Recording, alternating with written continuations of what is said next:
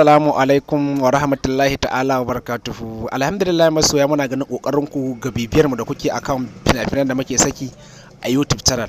Alhamdulillah masoya, duk wanda ya shigo cikin channel din nan tamu yau bai subscribing ba ya dage subscribing, saboda kan fina-finan mu masu amfani su ka wuce shi yana gani. Ga wannan kuma yayi subscribing tun da yayi kai sharing din wannan bidiyon namu saboda yan uwa su amfana. Ni ne naku Shamsu Isa mai tashar dan gaske titi. Yau aikin da muka kawo muku shine zaka rage da YouTube ɗinka shan data in kana yin browsing da shi.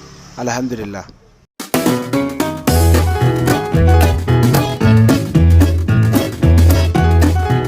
Alhamdulillah, farko in ka shiga YouTube ɗinka zai nuno ma misali, gashi misali nan ina cikin YouTube ɗina, to akwai abin da ake ce mar auto play links. Misali wannan bidiyo ne, to kafin zo in baka je ka kashe ba za ka ga ya fara play da kansa, to wannan shi ma na jan data. Misali wannan bidiyon za ga ya fara motsi, yana nuna ma abubuwan da yake ciki.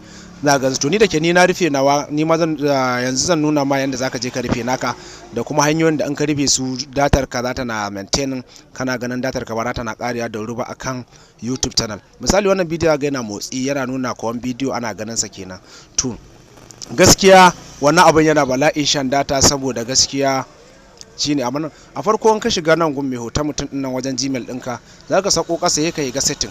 Idan ka shiga setting sai ka shiga general. Idan ka shiga general sai ka shiga akwai dark themes, ana so shi ma ka sa shi ka kunna shi. Sai ka zo limited din nan, wannan shi ma ka kunna shi nan.